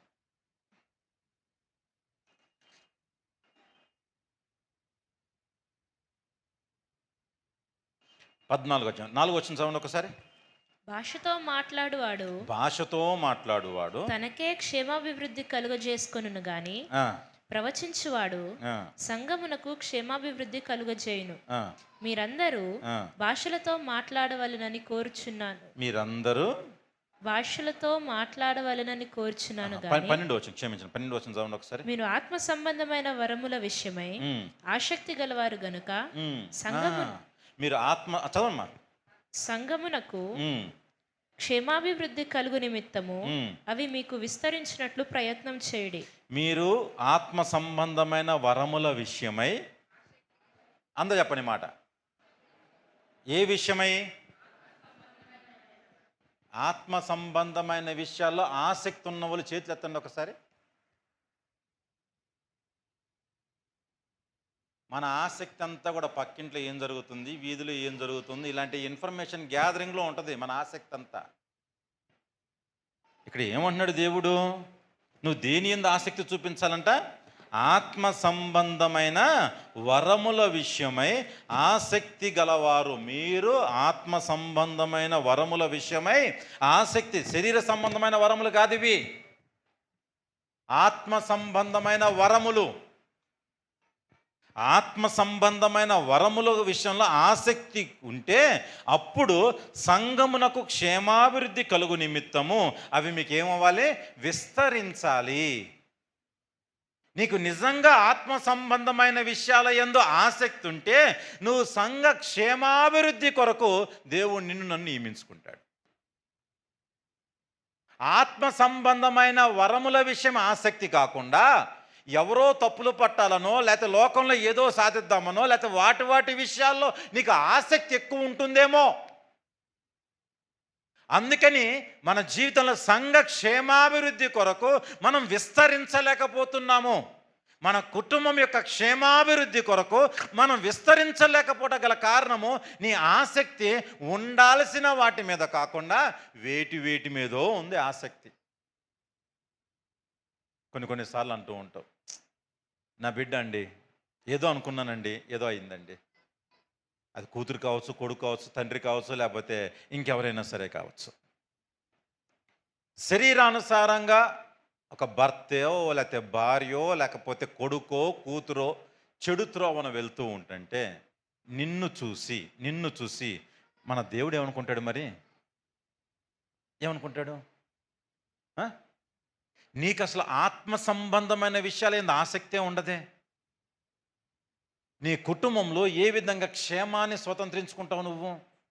మీ కుటుంబాలు క్షేమంగా ఉండాలని చెప్తున్నాను ఈ మాట. మీ కుటుంబాలు అభివృద్ధి చెందాలని చెప్తున్నాను ఈ మాటలు. తెలిసిందా? మన కుటుంబాలు క్షేమంగా ఉండాలి, మన కుటుంబాలు అభివృద్ధి చెందాలి. అప్పుడు నీ ఆసక్తి అంతా దేని మీద ఉండాలి? దేని మీద ఉండాలి? ఆత్మ సంబంధమైన వరముల మీద ఉండాలి. ఆత్మ సంబంధమైన వరముల మీద. మన ఆశ, మన కోరిక అంతా కూడా ఇందాక పాట పాడుతూ ఉన్నారు. ఎన్ని కష్టాలు వచ్చినా, ఎన్ని నష్టాలు వచ్చినా నా జీవితం, పాట మార్చేమని చెప్పి వెంటనే ఎందుకని విషయం అదే చెప్పా. ఎంత అబద్ధం అండి పాట. నిజంగా ఉంటామా? నిజంగా ఉంటామా? ఉన్నప్పుడు పాడాలి ఆ పాట. నాకు ఎన్ని కష్టాలు వచ్చినా సరే నేను నాటబడతాను, నేను ఇష్టానుసారంగా జీవించను, నేను ఎన్ని కష్టాలు వచ్చినా సరే నేను ఎడబాయను, దేవుని యొక్క ప్రార్థన జీవితానికి, దేవుడు నాకు ఇచ్చిన సంఘానికి నేను ఎడబాయను అని అనుకున్నప్పుడు అప్పుడు మనం ఏం చేయాలంటే అప్పుడు లేచి నిల్చొని పడాలి. ఎన్ని కష్టాలు వచ్చినా, ఎన్ని నష్టాలు వచ్చినా నా జీవితం, పొరపాటున లేపి ఎవరు నేను తిట్టాను అనుకోండి, నెక్స్ట్ వారం కనిపిస్తారండి నాకు? నెక్స్ట్ వారం కనిపిస్తారా?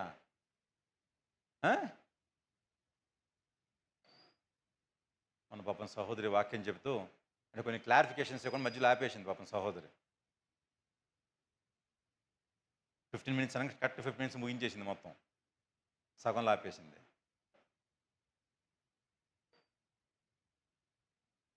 ప్రవచించటం తప్పు కాదు. మర్చిపోయి ఇందాక చదివిన మాట మళ్ళీ బాగా గుర్తొచ్చింది. ఇందాక చదివిన మాట ఒకసారి చదవండి. 14:4 చదవండి ఒకసారి. మాట్లాడువాడు భాషతో మాట్లాడువాడు తనకే క్షేమాభివృద్ధి కలుగజేసుకును గాని ప్రవచించువాడు సంఘమునకు క్షేమాభివృద్ధి కలుగజేయును. ప్రవచించువాడు దేనికి క్షేమాభివృద్ధి కలుగజేస్తాడు? ఏం ప్రవచించువాడు? మన ప్రవచనాలు వేరులే, మన అన్ని వేరే ప్రవచనాలు. అదొక రకమైన ప్రవచనాలు మన అన్ని కూడా. ఉన్నామా? ఎవరైనా ప్రవచించేవారం ఉన్నామా? ప్రవచించుట అవసరం అంట. ప్రవచించుట అవసరం. మీరందరూ భాషతో మాట్లాడవాలని నేను కోరుకుంటున్నాను. ఒక రోజున ఈశమ్మలో స్కూల్లో పనిచేసేప్పుడు డేవిడ్ గడి బ్యాచ్,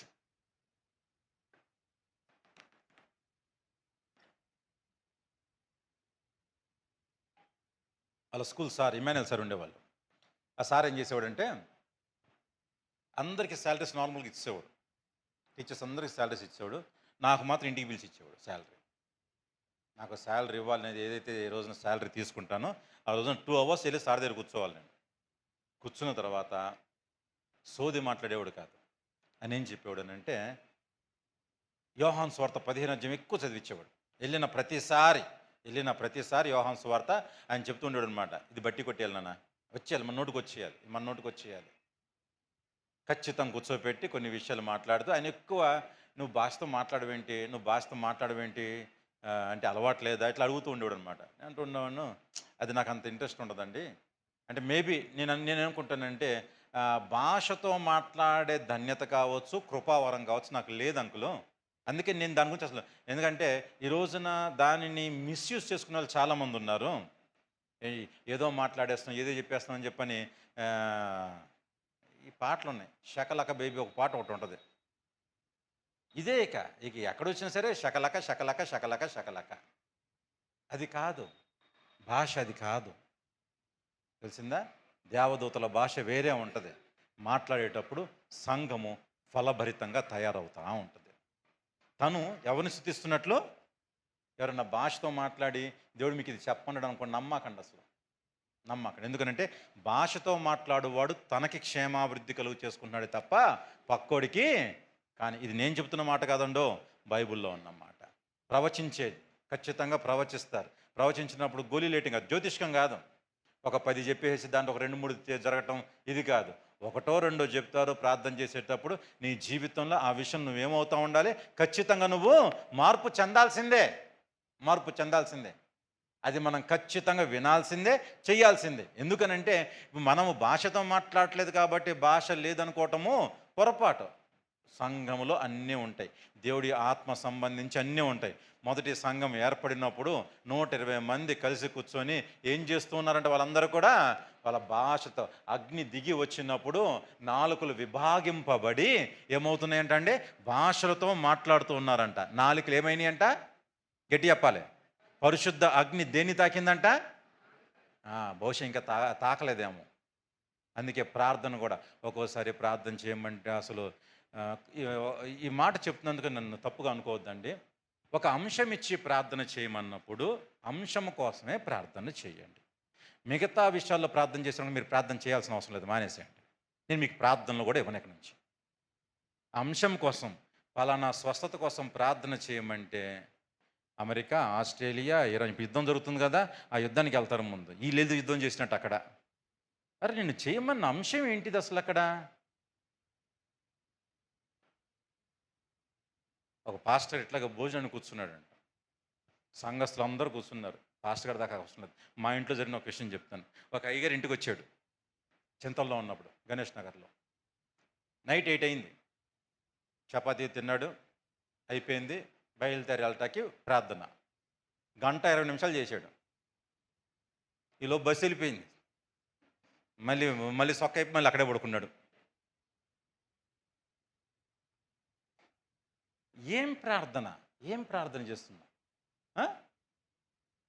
నీకు ఒక అంశం ఇచ్చినప్పుడు మీ ఉక్రోషాల గురించి కాదు అంశాలు చేసేది. ఏ అంశం అయితే ఇచ్చామో ఆ అంశం కొరకు మీరు ఏం చేయాలి? ఆ అంశం కొరకు చేయండి. దేవుణ్ణి బతిమలాడండి. పావుగంట చేస్తారా, అరగంట చేస్తారా, అది వేరే విషయం. ఒక్కోసారి మనకి సందర్భాలను బట్టి కూడా మనం ప్రార్థన అలవాటు చేసుకోవాలండో.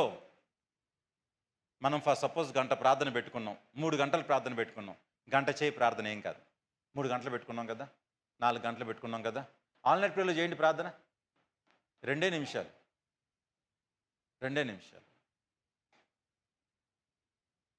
గంట ప్రార్థన, గంట మనమే చేసేస్తే మిగతాలకు ఎట్లా వచ్చింది ప్రార్థన? అవకాశం వచ్చిద్దా? సందర్భాలను బట్టి ప్రార్థన చేసేటప్పుడు చాలా జాగ్రత్తగా ఉండాలి. కొన్నిసార్లు అధికారాలు ఇచ్చేటప్పుడు దయచేసి మీ అందరికీ ఇంకో మనవి, ఎవరికి ఏ పనులు చెప్తామో ఆ పనుల్లో మీరు నిమగ్నం అవ్వండి. మీకు ఇప్పుడు పలానా ఇషి పలానా ఎత్తాలి, లేకపోతే పలానా పోయినసారి అంట్లు కడగమన్న ఇషిని వచ్చేస్తున్నారు బ్యాచ్ చాలామంది, మేము కడుగుతాం వద్దులే అని చెప్పాను. ఆమెకి చెప్పిన పని ఆమె చేయాలి. ఆమె బాత్రూమ్ ఈ సంవత్సరం అంతా. అందుకే నాకు పనిష్మెంట్ ఏంటిదంటే, ఆ రోజున వచ్చారు చాలామంది ఆమెకు పనిష్మెంట్ ఏమి ఇచ్చానంటే సంవత్సరం అంతా బాత్రూమ్ కడగమని చెప్పి. ఆ రోజు నా పని చేయలేదామా, కాబట్టి ఆమెకు చెప్పిన మాట ఏంటిదంటే ఈ సంవత్సరం అంతా నువ్వు బాత్రూమ్లు కడగాలి. ఎవరు కడగరు సంవత్సరం అంతా. చర్చి బాత్రూమ్స్ నువ్వు ఖచ్చితంగా కడగాల్సింది. నువ్వు శనివారం కడుగుతావా, అయిపోయిన తర్వాత ఆదివారం కడుగుతావా, విషయం అదే చెప్పావు కదా. మనకి చెప్పిన పని మనం చేసుకుంటూ ముందుకు వెళ్ళిపోతూ ఉండాలి. ఇప్పుడు నేను ఒక పని చెప్పాను, నేను ఇషికి ఒక పని చెప్పాను. హర్షిని వచ్చి నేను చేస్తా అందనుకోండి, హర్షిని పని హర్షినిదే, ఇషి పని ఇషిదే, ప్రశాంతి పని ప్రశాంతిదే. మన పనులు మనకు అప్పచెప్పినప్పుడు ఆ పనులు మనం నిమగ్నమవుతున్నాం అనుకోండి, అప్పుడు సంఘం ఏమవుతూ ఉంటుందంట? క్షేమంగా ఉంటుంది. పిల్లలకు చెప్పాను, మగపిల్లలకి వడ్డించేటప్పుడు ఎవరు వడ్డించాలి? మగపిల్లలే వడ్డించమన్నా, ఆడపిల్లలను వడ్డించొద్దని చెప్పన్నా. ఖచ్చితంగా చెప్పా. పాపం కొంతమంది ఆడపిల్లలు లేదన్నా వడ్డిస్తామని చెప్పి ముందుకు వస్తుంటే కొంతమంది పెద్దోళ్ళు లాగేసుకుంటూ ఉంటారు. నీకు అవసరం లేదు, నువ్వు వెళ్ళిపో అని చెప్పాను. తప్పేం లేదు, మీరు ఫీల్ అవ్వాల్సింది ఏం లేదు. ఎందుకంటే వాళ్ళకి ముందు ఆర్డర్ చెప్పాను అనమాట, మగపిల్లలే వడ్డించాలి. మీ పని ఏంటిదంటే అంతా అయిపోయిన తర్వాత మీరేం చేయాలి? అది మీ పని. అంతేగాని మేము ఇది చెయ్యం అది చేస్తామంటే అవ్వదు అక్కడ. దయచేసి ఇప్పుడు మేము దేవుని బిడ్డలారా, సంఘము క్షేమంగా ఉండాలి, సంఘము అభివృద్ధి చెందాలి అని అంటే నీ పాత్ర ఏంటిది? నీ పాత్ర? 9 మందిని చూపించా. ఫస్ట్ 4 అపోస్తులు, ప్రవక్తలు, బోధకులు, అద్భుతాలు చేసేవారు. మళ్ళీ తర్వాత ఇంకొక 4 ఉపకారం చేసేవాళ్ళు, కృపావరం కలిగిన వాళ్ళు, నెక్స్ట్ మళ్ళీ అధికారం చేసి చూపించేవారు, నెక్స్ట్ భాషలతో, నానా భాషలతో మాట్లాడువారు, తర్వాత ఇంకొకటి ఏంటిది, ప్రవచించే వారు ఉన్నారా? ఈ 9 మందిలో నీ నెంబర్ ఏంటిది?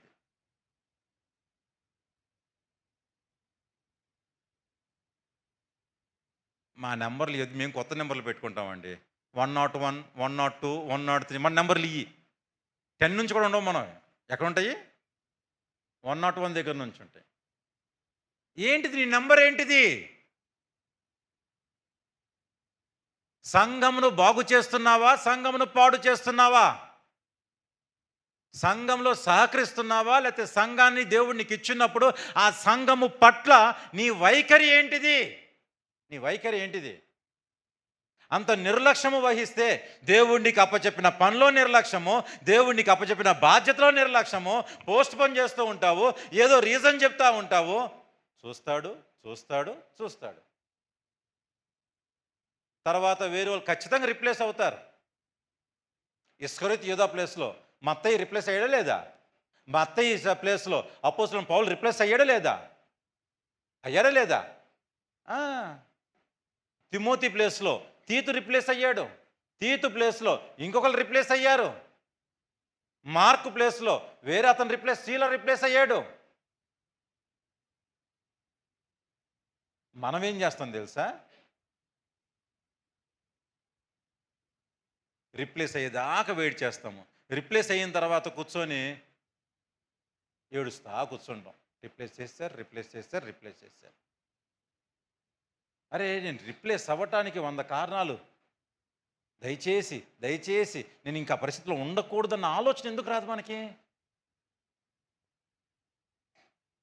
సిలువని గూర్చిన వర్తమానము, సిలువని గూర్చిన వార్త. ఈ శరీరం గురించి ఎందుకు చెప్తున్నానంటే, మీకు సిలువలో కొట్టబడింది ఏంటిది? శరీరమా ఆత్మ? సిలువ ఏం కొట్టబడింది? శరీరమే కదా కొట్టబడింది. దానికోసం చెప్పుకొస్తున్నా. ఇది వెంటనే అయిపోయేది కాదు, టూకీగా చెప్తూ ఉన్నాను మీకు. వెంటనే చెప్పేసి ముగించేసేది కాదు. అంటే నా ప్రశ్న ఏంటిది అని అంటే, ఆ 9 మందిలో నువ్వు నేను ఏంటి అనేది నా ప్రశ్న. Who are you? ఆ 9 మందిలో ఎవరిలాగా ఉండాలన్నా సరే, ఆ 9 మందిలో దేని కొరకు ఒకదానికి నువ్వు నియమింపబడాలి అని అంటే, నువ్వు శరీరపరంగా ఇందాక చెప్పా కదా, ఇవన్నీ కూడా ఒకసారి గలతీ పత్రిక చేద్దాం. గలతీ పత్రిక ఆఖరిగా చదువుకొని మనం ముగించేసుకుందాం.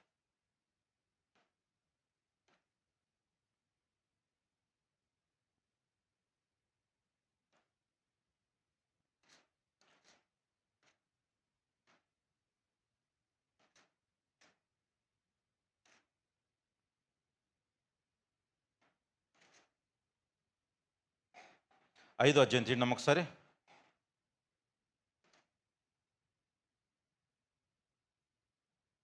5వ అధ్యాయం 16వ వచనం చదువుతాం. నేను చెప్పున్నది ఏమనగా, మేము చెయ్యము ఆ పని. చేస్తామా? నెక్స్ట్, మేము నడము కాబట్టి మేము దేన్ని నెరవేర్చుకుంటాము? తర్వాత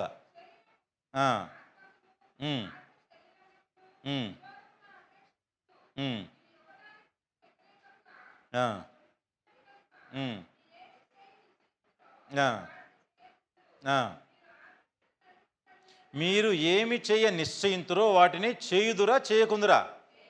అందరూ చెప్పాలి మాట, అందరూ చెప్పాలి. ఎందుకు చేయలేకపోతున్నావు? సపోజ్ ఈరోజు నేను ప్రార్థన చేసుకుందాం అనుకున్నాను, చేయగలుగుతున్నావా? చేయలేకపోయావు. నేను ఈ రోజున మందిరానికి వద్దాం అనుకున్నాను, వచ్చావా? రాలేకపోతున్నావు. లేకపోతే నేను కొన్ని అధ్యాయాలు చదవాలనుకున్నాను, చదివావా? చదవలేకపోయావు. సువార్త చెప్పాలనుకున్నాను, చెప్పావా? చెప్పలేకపోయావు. చెయ్యాలనుకుంటున్నావు కానీ చెయ్యలేకపోవడం గల కారణం ఏంటో తెలుసా? 19వ వచనం చదవండి.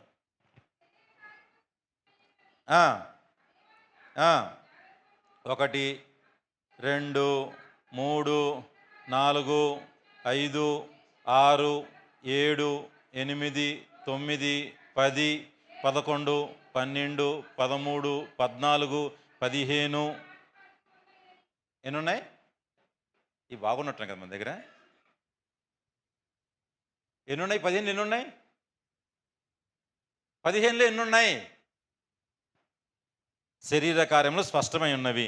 జారత్వము, అపవిత్రత, కామము, విగ్రహారాధన, అభిచారము, ద్వేషములు, కలహములు, మత్సరములు, కోదములు, కక్షలు, భేదములు, విమతులు, అసూయలు, అల్లరితో కూడిన ఆటపాటలు ఉన్నాయా లేదా? దాని కింద ఇంకో మాట చెప్తున్నాడు. 22 చదవండి ఒకసారి. ఆ, ఆ, ఉమ్, ఉమ్. ఈ సండే స్కూల్ పిల్లలకు మనకు సంబంధించినవి కదండో. ఈ ఓన్లీ సండే స్కూల్ పిల్లలకు సంబంధించినవి. 19 వచ్చిన దీనికి సంబంధించినవి, మనకి సంబంధించినవి. 22 వచ్చిన దీనికి సంబంధించింది. ఎంత మంచోళ్ళమో, అంతే కదా. ఆత్మఫలాలు ఎవరికి సంబంధించినవి? నేర్పించమంటే అసలు నుంచోబెట్టి దబ్బిడి బాదుకొని నేర్పిస్తూ ఉంటారు. బాధాల్సింది వాళ్ళని కాదు. ఎవరికి నేర్పించాలి? పక్క నుంచి అనుకుంటాం నీకే.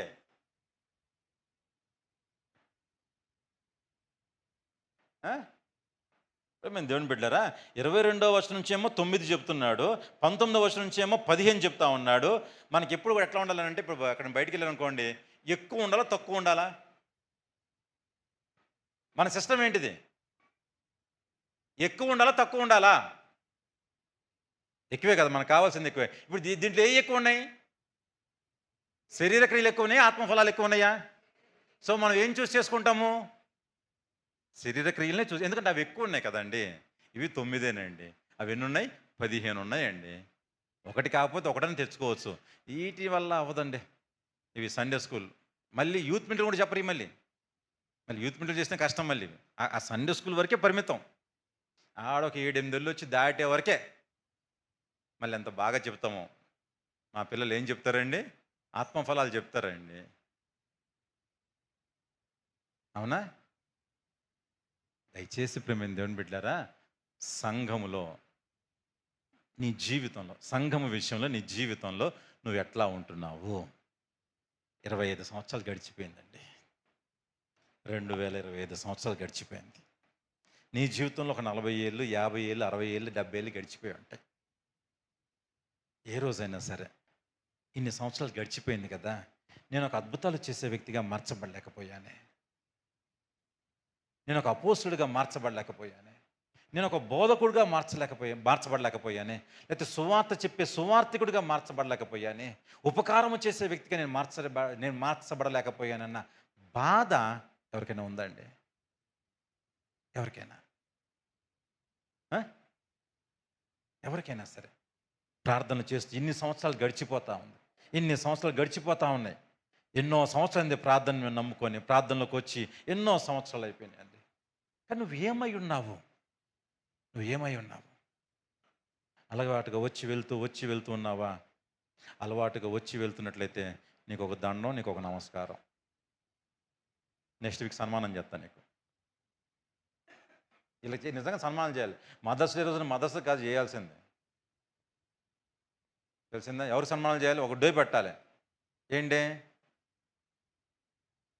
డే పెట్టాలి? అలవాటుగా వచ్చి వెళ్ళే లిస్ట్ డే అని చెప్పి పెట్టాలన్నమాట.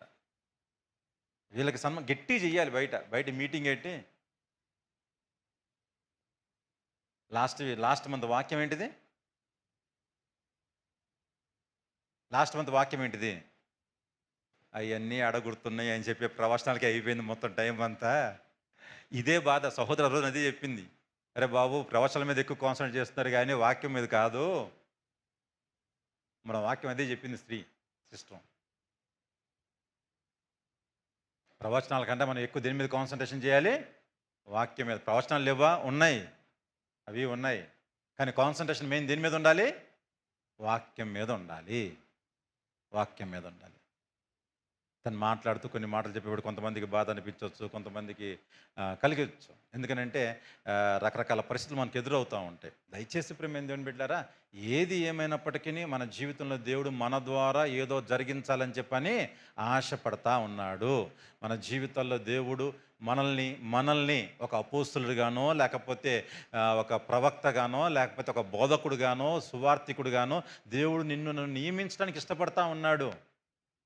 నువ్వు అది వదిలేసేసి ఆ, ఒక గాడిదలాగానో లేకపోతే ఒక ఆ, బండిలాగే ఎద్దులాగానో కష్టపడుతూ నీ జీవితాన్ని అక్కడే ముగించేసుకుంటూ ఉంటే దేవుడికి ఎంత బాధో తెలుసా అండి. దయచేసి ఇప్పటికన్నా మారదామంటే 2026లోకి ఎంటర్ అయ్యాం. 3 నెలలు గడిచిపోతుంది అప్పుడే. 2 నెలలు అయిపోయింది. 2 నెలల్లో ఏం చేసావు? ఎట్లా బ్రతికావు? ఆ? ఒక పని విషయంలో లేకపోతే ఒక సువార్త చెప్పే విషయంలో దేవుడి సన్నిధిలో దేవుడు నీకు అప్పచెప్పిన దాన్ని జాగ్రత్తగా భద్రం చేసుకునే విషయంలో నువ్వు ఉండగలుగుతున్నావా? ఒకవేళ నిర్లక్ష్యం ఉంది, మీ అందరికి ఒక ప్రేమతో మనవి చేస్తున్నానండి. బైబిల్లో ఒక మాట ఉంటుంది, అశ్రద్ధగా పని చేయువాడు, చెప్పండి అందరూ చెప్పండి అన్నమాట, అశ్రద్ధగా పని చేయువాడు ఆ శాపం మీ మీదకి రాకూడదని బలవంతంగా చెప్తా ఉంటాం, మీకు నొప్పించి మరీ చెప్తా ఉంటా. ఎందుకో తెలుసా? అన్నింటి ఇంత గట్టి చెప్తున్నాడు, రావాల్సిన అది ఇది అని చెప్పి అంటున్నాడు, ఇన్ని కండిషన్లు పెట్టి మీకు అనిపించవచ్చు. మీ మీదకి ఏం రాకూడదని నా బాధ. నువ్వు అశ్రద్ధగా పనిచేసావు అనుకో, నీ మీదకి ఏమొచ్చింది? అప్పుడు ఏమైపోతావు? ఒకవేళ నిజంగా అట్లా అశ్రద్ధగా పనిచేసే అలవాటు ఉంది, టైం కుదిరినప్పుడు పని చేసేవాళ్ళు దేవుడికి అవసరం లేదండి. మళ్ళీ ఒకసారి చెప్తున్నాను, టైం కుదిరినప్పుడు పని చేసేవాళ్ళు దేవుడికి అవసరం లేదు. ఎవరు అవసరం దేవుడికి? టైం కుదిరించుకొని పని చేసేవాళ్ళు కావాలి దేవుడికి. టైం కుదిరించుకొని ప్రార్థనలు చేసేవాళ్ళు కావాలి దేవుడికి. టైం కుదిరించుకొని మందిరానికి వచ్చేవాళ్ళు కావాలి. సంఘమును స్కిప్ చేయటానికి, లేకపోతే ఆదివారపు ఆరాధన, ఉపవాసపు ప్రార్థనలు కావచ్చు, ఇంకా వేరేది ఏదైనా సరే కావచ్చు, స్కిప్ చేయటానికి రీజన్స్ ఎత్తుకునేవారు కాదండి దేవుడికి కావాల్సింది.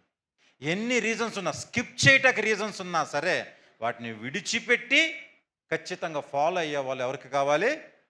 దేవుడికి కావాలండి. దేవుడు వారి కోసం ఎదురు చూస్తూ ఉంటున్నాడు. అలాంటి వ్యక్తిగా నువ్వు నేను మార్చబడుదుముగాక.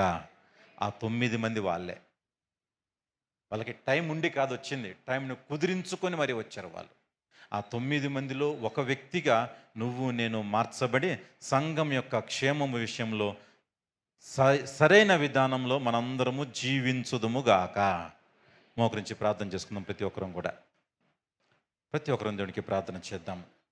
దయచేసి క్షమించండి, కొంత ఆలస్యమైంది. ప్రార్థన చేసుకుందాం ప్రతి ఒక్కరం కూడా.